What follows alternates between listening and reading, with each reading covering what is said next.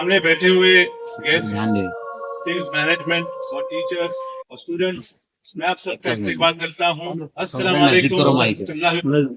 26 जनवरी Republic day के मौके पर मैं आप सबका इस्तकबाल करता हूँ और मुबारकबाद देता हूँ। महाराष्ट्र में एक शहर है जहाँ पे देश की आजादी के पहले ही 3 दिन तक वो शहर आजाद रहा।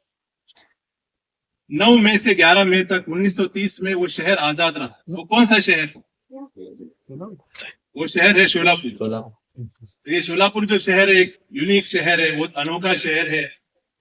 और 9th May to 11th May 1930 it was completely free.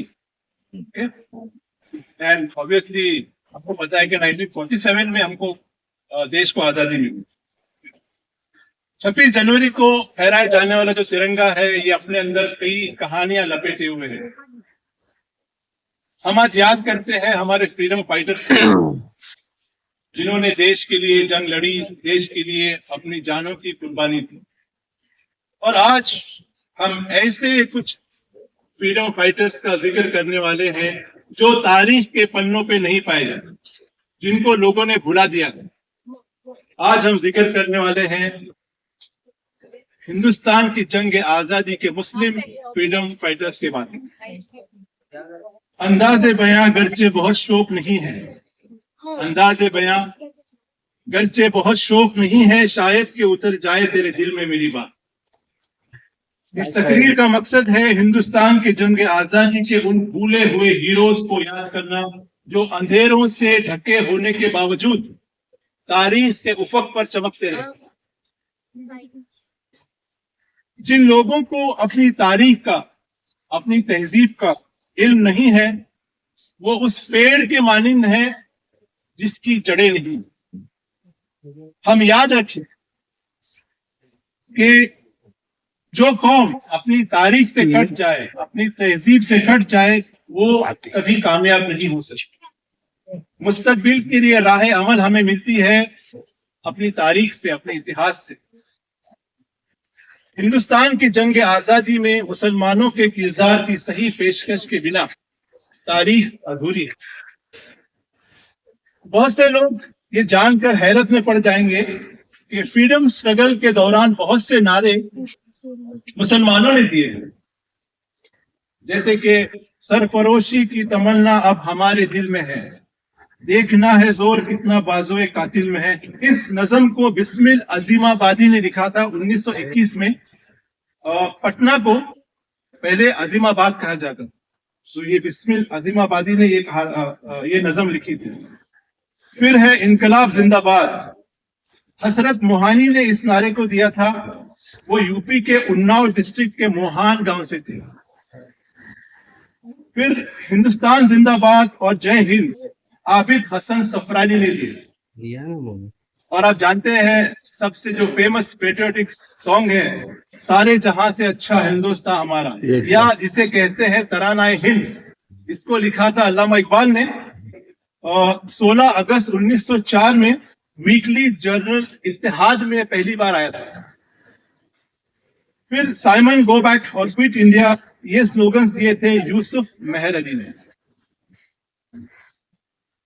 हम में से बहुत से लोग इस हकीकत से अनजान हैं कि हिंदुस्तान की पहली जंग आजादी 1857 की जंग आजादी से तकरीबन 100 साल पहले लड़ चुकी थी। नवाब सिराजुद्दौला ने 1756 में प्लासी की जंग में अंग्रेजों के साथ जंग किए थे और अंग्रेजों ने उन्हें मार दी। फिर 22 अक्टूबर को 1764 में उस वक्त के मुगल बादशाह शाह आलम सेकंड और अवध के नवाब शुजाउद्दौला, इनके साथ मिलकर मीर कासिम ने बक्सर की जंग अंग्रेजों के साथ जंग की। तो 1857 की जंग के पहले तकरीबन 100 साल पहले ही मुसलमान जो है अंग्रेजों के खिलाफ लड़ रहे थे। 4 मई 1799 को श्रीरंगापट्टनम की लड़ाई में लॉर्ड वेल्सले के हाथों टीपू सुल्तान शहीद हुए। उन्हें कहा जाता है शेर मैसूर। हिंदुस्तान में मुस्लिम बादशाहों ने बहुत सी तारीखी इमारतें कंस्ट्रक्ट की है, जैसे कि आगरा में ताजमहल है, दिल्ली में कुतुब मीनार है, फिर दिल्ली में जामा मस्जिद है, लाल किला है, हैदराबाद में चार मीनार है, बीजापुर में गोल गुम्बज है, फतेहपुर सीकरी है, शालीमार गार्डन्स है, बुलंद दरवाजा है। बहुत सारी इमारतें मुसलमान रूलर्स ने इंडिया में बनाई। एक शेर अर्ज है इसके बारे में, खंडर दयारे वफा के कुरैद कर देखो, खंडर दयारे वफा के कुरैद कर देखो, हमारे नाम का पत्थर जरूर लिखो। बहुत सी तहरीकें उठी अंग्रेजों के खिलाफ जिनको मुसलमानों ने स्टार्ट किया, जैसे कि 1763 में फकीर सन्यासी तहरीक हुई, जहां पे मुसलमानों ने अंग्रेजों के खिलाफ जंग की।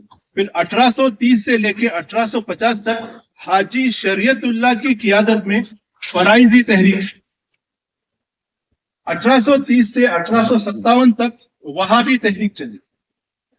इसका जिक्र मिलता है विलियम हंटर की किताब द इंडियन मुसलमान। फिर उलमाए सादिकपुर, इनका भी जंग आजादी में एक बहुत बड़ा कंट्रीब्यूशन था।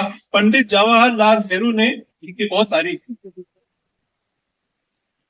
1857 की जंग को जंग आजादी, पहली जंग आजादी कहते हैं।